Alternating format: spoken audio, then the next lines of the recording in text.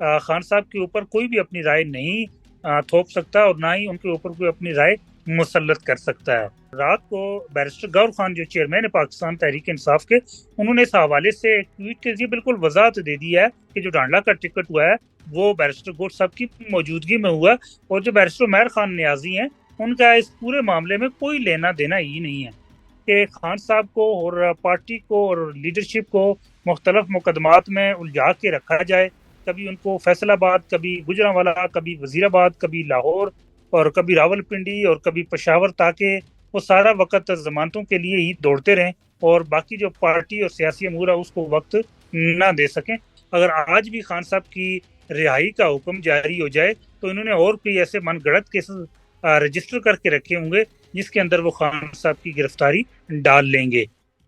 बिस्मिल्लाहिर्रहमानिर्रहीम। अस्सलाम वालेकुम। सियासत डॉट पी के आप देख रहे हैं। जमाल अहमद के साथ हूँ। खालिद यूसुफ चौधरी साहब मेरे साथ मौजूद हैं, वकील हैं, इमरान खान की लीगल टीम का हिस्सा हैं। और हालिया दिनों में कुछ रोज पहले इमरान खान ने इनको कोर कमेटी पाकिस्तान तहरीक इंसाफ का मेंबर भी नामजद किया है। खालिद साहब, सर अस्सलाम वालेकुम। वालेकुम अस्सलाम जी। Member core committee, right? जी जी। सर, सबसे पहले तो एक नोटिफिकेशन चल रहा है, एसओपी तय हुए हैं इमरान खान से मुलाकात करने के लिए। 2 रोज रखे गए हैं, 6 लोग एक दिन में मुलाकात कर सकते हैं और 3 फोकल पर्सन बनाए हैं इमरान खान ने। तो ठीक है, नोटिफिकेशन दुरुस्त है। जी देखें, अब खान साहब की कंसल्टेशन से बना हुआ है और इसमें बाकायदा जो जेल सुपरिटेंडेंट ने भी इजाजत दी हुई है, उसमें ये पहली बार ये अलाउ किया गया है कि वकला के अलावा फ्रेंड्स यानी उसमें बाकी जो लोग हैं उनकी भी मुलाकात हो सकती है। तो इसमें एक लिहाज से जो हमारे सियासी रहनुमा हैं उनकी मुलाकात का रास्ता एक लिहाज से निकल आया है। वो कि तादाद बहुत ज्यादा कम रखी गई है, जेल सुपरिटेंडेंट को इस हवाले से तादाद ज्यादा रखनी चाहिए थी जो उसने नहीं रखी। आखिर में इस नोटिफिकेशन में ये भी है कि जो लोग कोर्ट की परमिशन से मिलना चाहेंगे उनसे मुलाकात का इमरान खान खुद तय करेंगे कि उनसे मिलना है या फिर नहीं मिलना। तो अभी तक की ऐसी मुलाकात हुई है जो इमरान खान नहीं करना चाहते थे, मगर जाहिर है कोर्ट ऑर्डर्स को गया और वो शख्स सामने जाकर बैठ गया।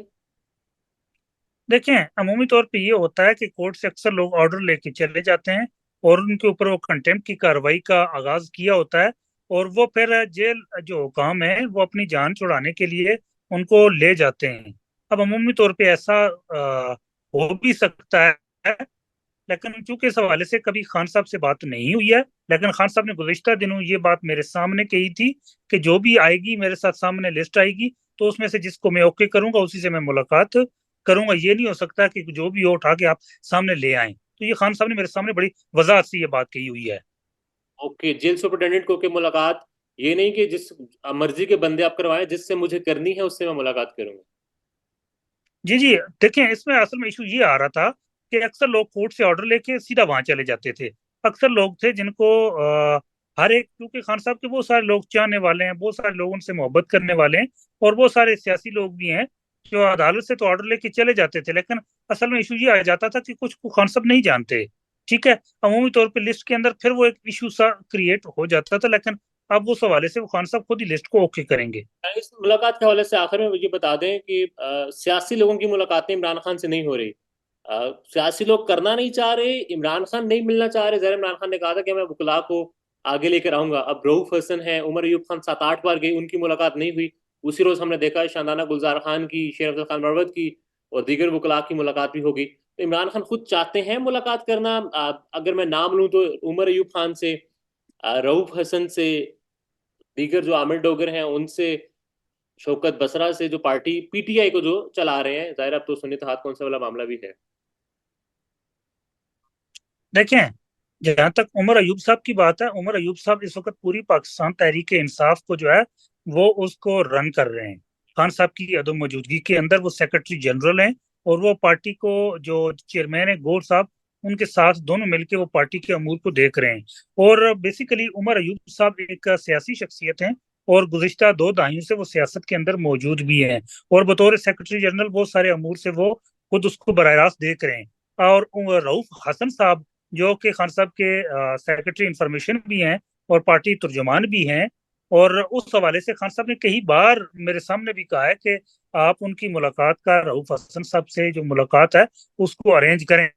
लेकिन चूंकि जो जेल हुकाम है वो ये अक्सर जिनसे लोगों से जो अहम ओहदों पे मौजूद हैं, सियासी लोग हैं, उनसे वो मुलाकात के लिए वो अरेंजमेंट नहीं करते, वो फैसिलिटेट नहीं करते और जानबूझ के नहीं करते। जहां तक बात शाहदाना गुलजार खान साहिबा की मुलाकात की है, तो उनके पास इस्लामाबाद हाई कोर्ट का ऑर्डर था जिसमें कंटेम्प्ट की प्रोसीडिंग चल रही थी और उसमें उन्होंने मुलाकात करवाई। जबकि उमर अयूब खान साहब की जो इस हवाले से कोई भी दरख्वास्त कंटेम्प्ट की वो पेंडिंग नहीं थी, जिस वजह से वो जेल हुकाम ने एक आड़ लेके एक बहाना बना के उनकी मुलाकात नहीं होने दी है। ठीक है, ये सारे मामलात हैं।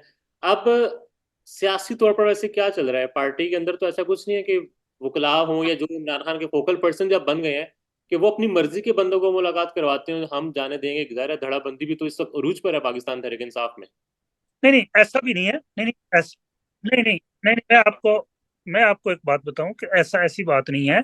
जो भी चीजें होंगी वो खान साहब की हदायत की रोशनी में होंगी, उसके बगैर नहीं हो सकती। ये एक पहली और बुनियादी बात है।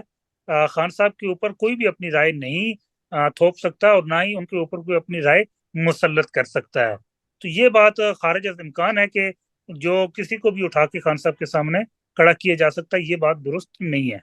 आपकी मुलाकात खान साहब से ज़ाहिर है होती रहती है, बतौर वकील आप पेश होते हैं, अडयाला जेल में केसेस चल रहे हैं, अदालतें लग रही हैं।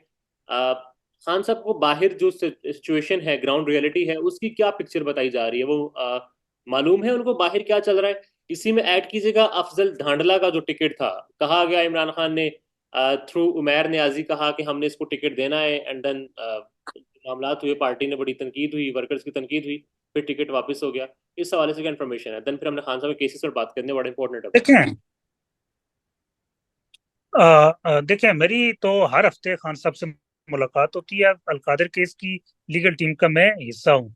यहाँ तक अफजल डांडला के टिकट की आप बात कर रहे हैं, तो चूंकि उसकी मेरे सामने कभी डिस्कशन नहीं हुई, तो उस हवाले से मैं कोई वजाहत नहीं दे सकता। लेकिन यहाँ तक मैं जरूर कहना चाहूंगा कि रात को बैरिस्टर गौहर खान जो चेयरमैन है पाकिस्तान तहरीक इंसाफ के, उन्होंने इस हवाले से एक ट्वीट के जरिए बिल्कुल वजाहत दे दी है कि जो डांडला का टिकट हुआ है वो बैरिस्टर गौहर साहब की मौजूदगी में हुआ। और जो बैरिस्टर उमैर खान नियाजी हैं, उनका इस पूरे मामले में कोई लेना देना ही नहीं है। और जहां तक बैरिस्टर उमैर खान नियाजी की बात है, तो बैरिस्टर उमैर खान नियाजी खान साहब के सबसे काबिल और सबसे काबिल एतमाद जो है वो मोतमद है। और जितनी भी अहम चीजें होती हैं, जितनी भी काबिल एतमाद जितनी भी कम्युनिकेशन होती है, वो बैरिस्टर उमैर खान नियाजी करते हैं। और वो तमाम चीजें इन रिटन फॉर्म में जिसको भी मुतले करना होता है उसको वो मुतले करते हैं। और इस चीज की आज तक उन्होंने कभी भी एक लफ्ज का भी जो कम्युनिकेशन के अंदर है उन्होंने कभी भी उस तरह नहीं किया। उन्होंने अपने फराइज जिस तरह खान साहब की तरफ से उनको दिए गए, उन्होंने लफज लफज जो है वो पार्टी क्यादत तक, लीडरशिप तक और जो जिम्मेदारान थे उन तक पहुंचाया है। अब आगे उसके ऊपर अमल दरामद के हवाले से तो वो उनका तो चूंकि अख्तियार या वो कह लें कि वो उसके डोमेन में नहीं था। उनके ये था कि खान साहब की जितनी भी कम्युनिकेशन है, जो अहकाम है, वो जिम्मेदारान तक पहुंचाएं। तो वो उन्होंने पूरी ईमानदारी से और जिम्मेदारी से पहुंचाए, और इस चीज का मैं खुद जाती तौर पे भी गवाह हूँ। चलिए, अब इसी बात से सवाल निकल ही गया। वैसे जरा आप रोज मुलाकात करना, हफ्ते में 2 बार मुलाकात करने वाले को ज्यादा मालूम होता है बनस्बत के जो महीने में 2-3 मुलाकातें करे। तो कौन कौन बाइतमाद साथी है जिसको इमरान खान अपना बाइतमाद साथी इस वक्त समझ रहे हैं, लीगली भी एंड देन पॉलिटिकली भी?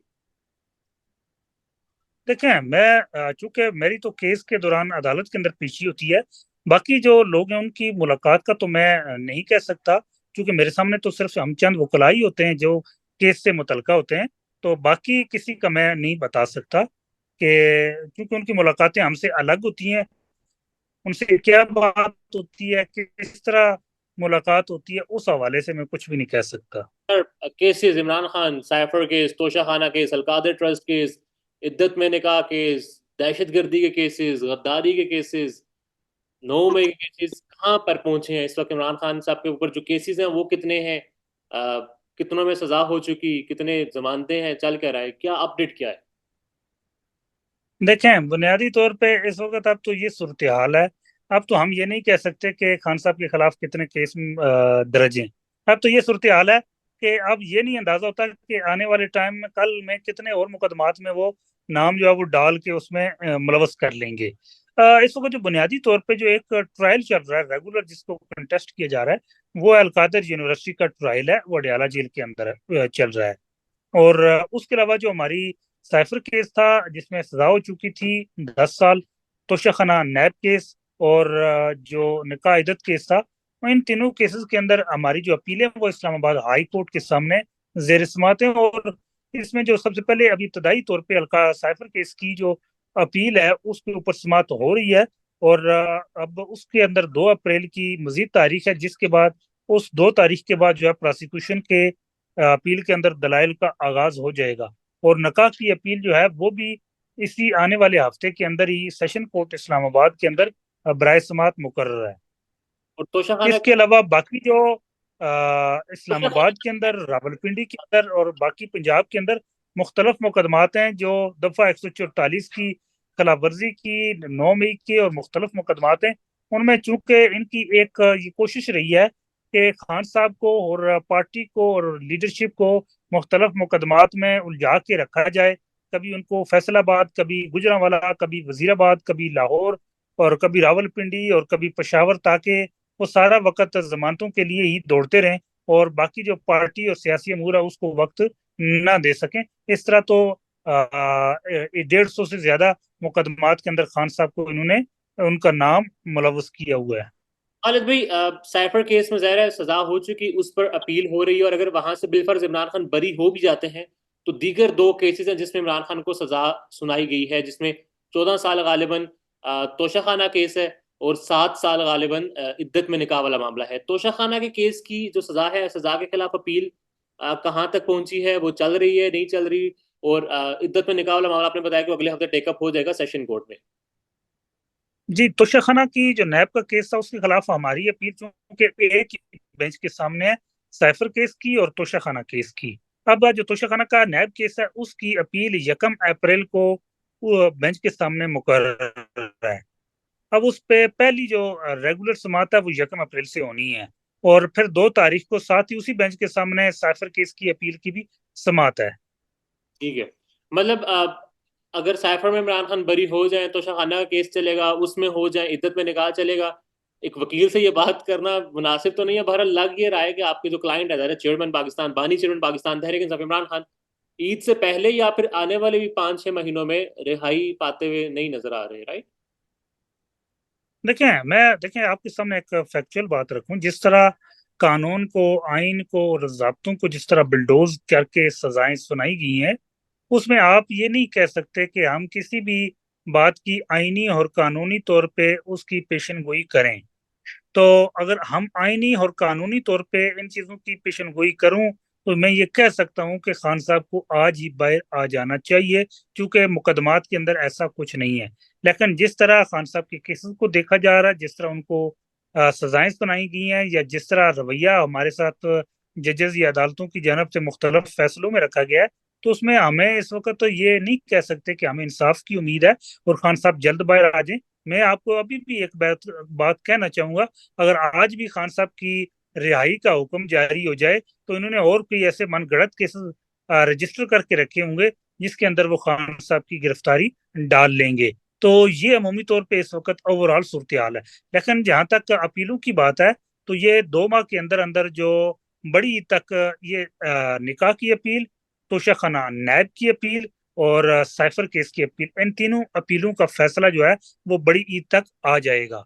और जो बाकी मुकदमात हैं जिनके अंदर उनमें सिर्फ उनको एक टूल के तौर पे, एक प्रेशर के तौर पे, एक टैक्टिस के तौर पे रखा हुआ है कि जैसे ही खान साहब बाहर आने वाले होते हैं तो उनके अंदर वो गिरफ्तारी डाल के मजीद 1 महीना और मजीद लिंगर ऑन कर लेते हैं। और निहायत अफसोस से जो हमारी अदालतें, जो हमारे जजेस हैं, वो भी इस पूरे अमल में उनकी मुआवनत भी करते हैं।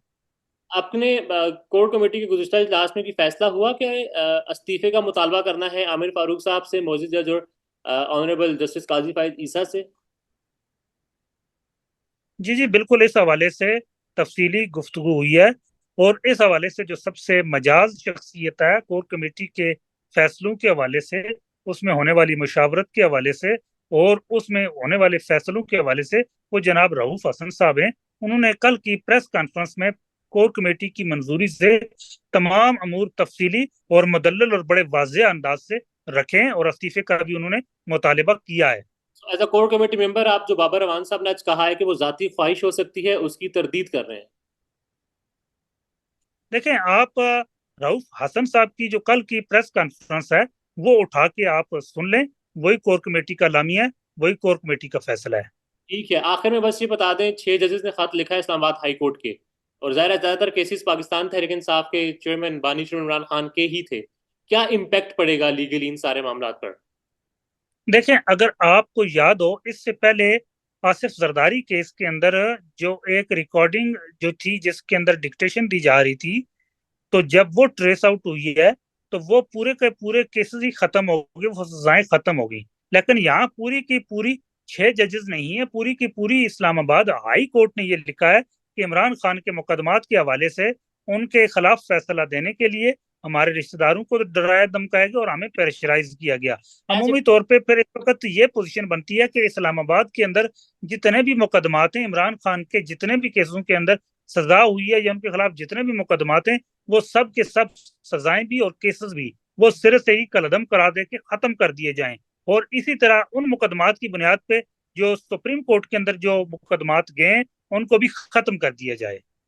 वेल, जजेस ने तो लिखा है कि वाकयात बताए हैं, केसेस का जरा हवाला नहीं दिया सिवाय टेरियन वाइट केस के, तो जरा उसको। लेकिन देखें टेरियन वाइट केस वो मौजूद है, उसके अलावा हमारे और बहुत सारे तुषा खाना हुमायूं दलावर केस है जिसके अंदर जिस तरह सजाएं दी गई और जिस तरह का ज़ाब्ते का पामाल किया गया। उसके अलावा साइफर केस है, तुषा खाना नैब केस है, निकाह इद्दत केस है, 9 मई को इस्लामाबाद हाई कोर्ट से जो गिरफ्तारी की गई वो है। और इस तरह के बहुत सारे जितने हमारे इस्लामाबाद के अंदर कुछ 84 से ऊपर जो फौजदारी मुकदमात हैं, आप देख लें ये सारे मुकदमात एक सीरीज हैं। उसके अलावा खान साहब की जो पार्टी है पाकिस्तान तहरीक इंसाफ, उसके खिलाफ जितनी भी इंतकामी कार्रवाइयां की गई हैं, देखें खान साहब हो या उनकी पार्टी हो, तो बुनियादी तौर पे तो एक ही चीज है। तो आप देख लें कि इस्लामाबाद के अंदर उन खान साहब के साथ और उनकी पार्टी पाकिस्तान तहरीक इंसाफ के साथ क्या रवैया रखा गया है। वेल, वर्कर यही चाह रहा था कि ये जो अभी आपने चीजें बताई हैं, केसेस टू केसेस, यही पार्टी की तरफ से भी आया ताकि उनको मालूम तो होता कि हो क्या रहा है।